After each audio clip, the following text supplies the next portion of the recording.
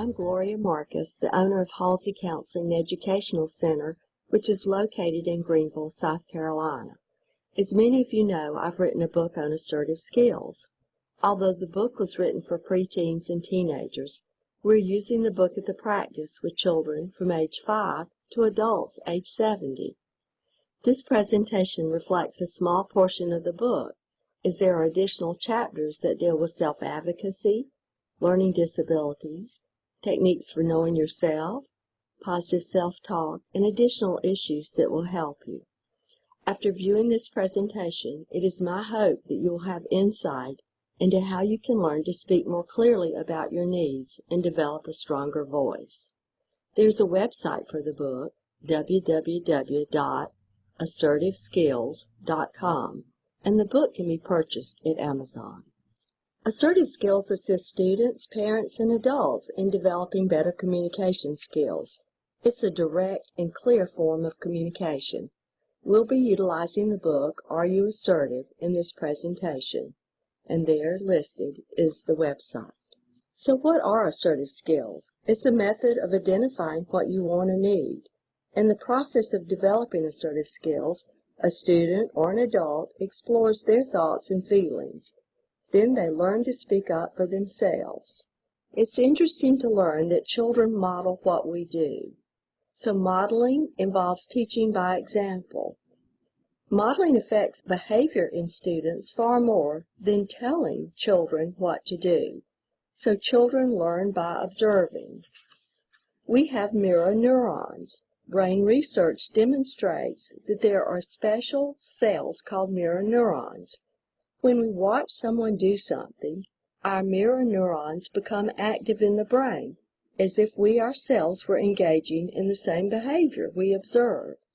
So learning consists of making the connections. So our children will not inevitably do exactly what we do, but there is a significant influence on others by our actions. So perhaps it is that children close their ears to advice, but they open their eyes to example. So what are assertive skills? To assert means to give a voice, a process of being clear and truthful with yourself. You develop the ability to say your truth to others. So it's one step in a process of being clear and truthful with yourself. If you are not truthful with yourself, how can you be truthful with others? So assertive skills involve respect. Respect is a two-way street, and the belief that everyone has a right to express their legitimate needs. So others are allowed to say what you want, you express your feelings, and you stand up for your rights. You set appropriate limits and boundaries. Assertive skills bring many benefits. You have less stress in your life, and you're actually healthier because you're learning to take care of yourself by speaking up for yourself. Tends to increase your self-worth. You're more capable and confident. It's actually a recipe for personal powerfulness. And you become more spontaneous with your feelings. You act in your own best interest. And you exhibit less self-defeating behavior. What are the barriers to assertive skills? Perhaps you have pleaser syndrome, and you avoid conflict. Or you don't believe you have a right to be assertive. Or you're anxious or fearful about being assertive. You lack the skills to express yourself effectively. Certain aspects of society may discourage assertiveness in subtle and not so subtle ways. We may be reluctant to tell other people that their behavior is a problem for us. We're worried that they'll be hurt or angry, but we pay a huge price for silence. Assertive skills are not a strategy for getting your own way. You take charge of you, not the situation. Assertive skills are not a personal characteristic like weight or height. Assertive skills are not an all-or-nothing construct. It is a skill that you learn. You were not born learning how to drive a car. You practiced, perhaps you went up and down the driveway, but you slowly learned how to drive. It's the same situation with a bike, to ride on a skateboard. So it's a skill that you develop over time. Assertive skills are a method for identifying what we want or need. It's a mechanism for exploring our thoughts and feelings. It is a progressive skill that is learned and developed. The recognition that you are in charge of you, your behavior. So when you use assertive skills, you get to know yourself better. We rarely talk about the interactions that we have with ourselves. So self-assessment questions that you'll want to make along the way as you learn assertive skills are: why is it important for you to develop these assertive skills? What obstacles might be in your way? How can you remove these obstacles? What realistic changes could you make this week in using assertive skills? How ready are you to make the changes you want? What is one step that would take you closer to being assertive? We learned there are 4 methods of communication. There are assertive skills, passive skills, aggression, and passive-aggressive. Most of us have a mixture, but the style that is most beneficial is assertive skills. I've given many talks on assertive skills, and it's been interesting to find out that many people confuse assertiveness with aggression. So when you stand up for your personal rights and express your thoughts, feelings, and beliefs in a direct and honest and appropriate way, you do not violate the rights of others. So we have an assertive skills formula that will help you learn to practice assertive skills. It begins with I messages, the pronoun I, that we must speak from our own place of truth. So we would say, I feel, and then you explain your feeling, when, and then you describe the behavior of the others, because, and the effect it has on you. So we're going to go through 3 examples of using assertive skills with a student, with an adult, and between a parent and a child. So a student example of using assertive skills would be, I feel upset when you announce a test one day ahead because I don't have time to plan and study. I have learning disabilities, and I probably can't prepare adequately for the test. And my other classes may suffer also.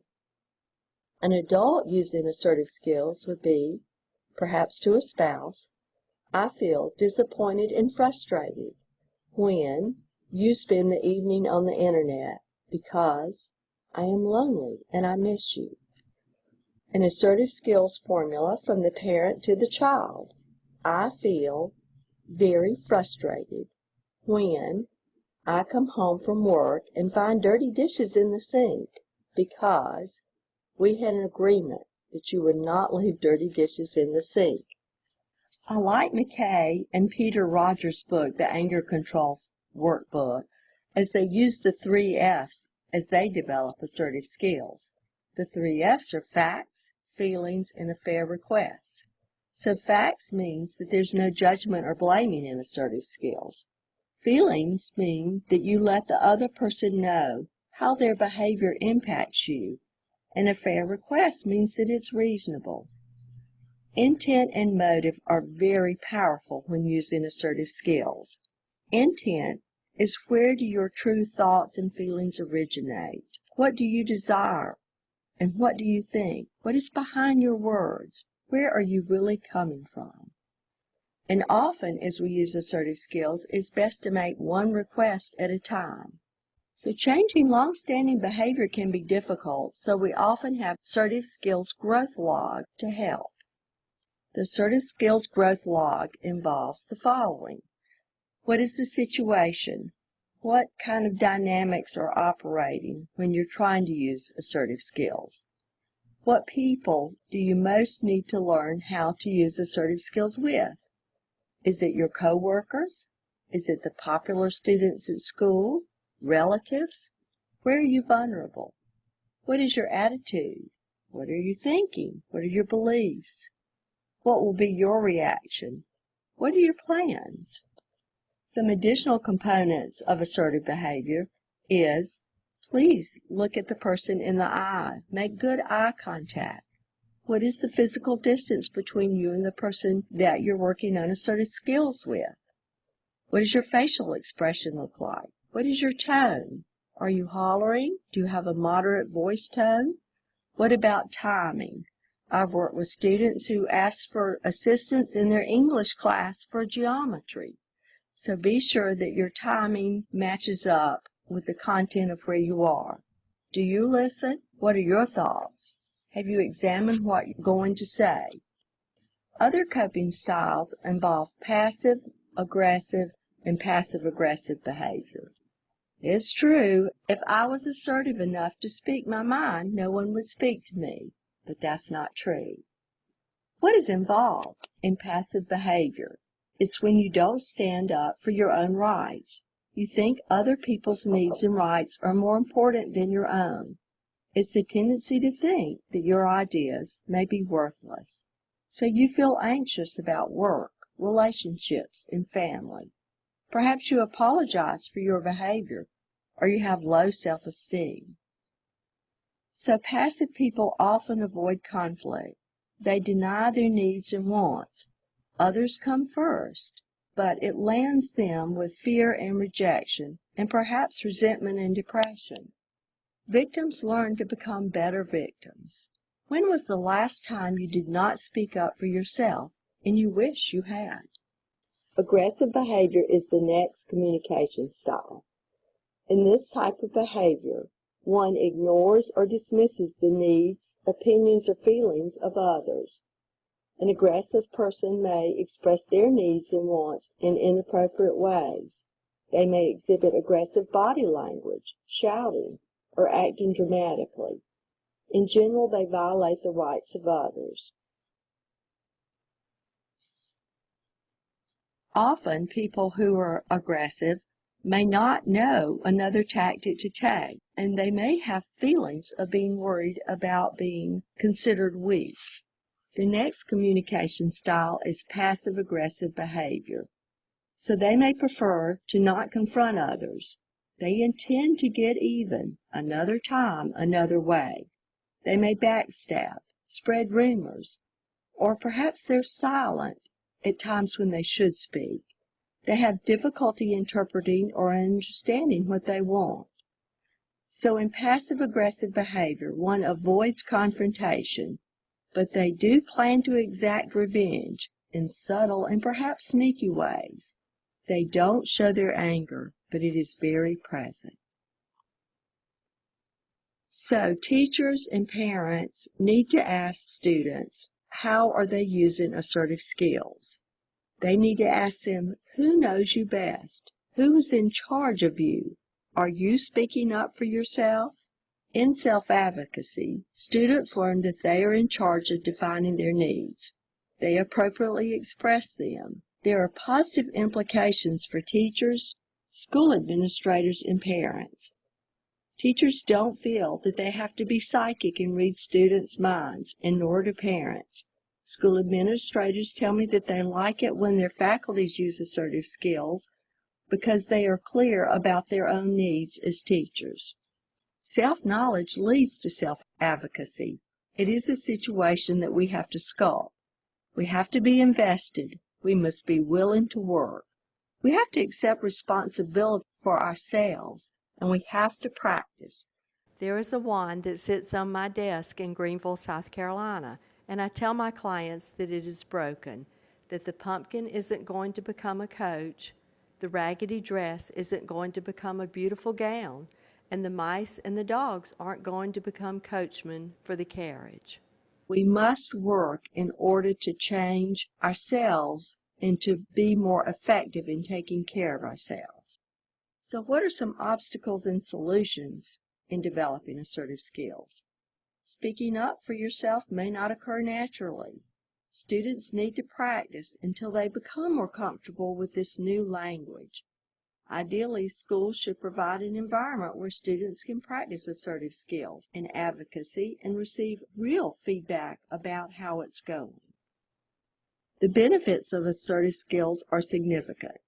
It involves successful communication and problem solving. It builds confidence.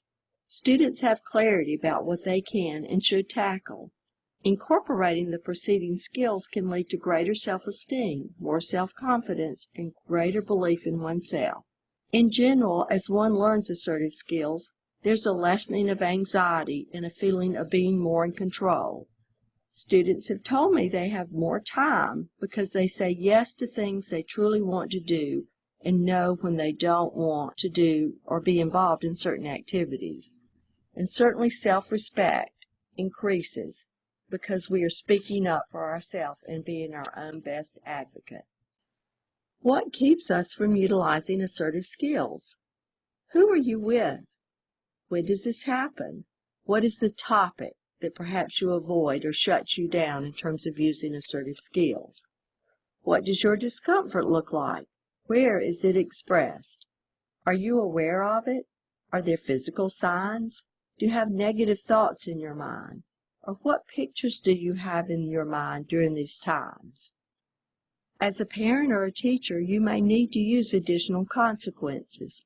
Be specific, be reasonable, and be consistent.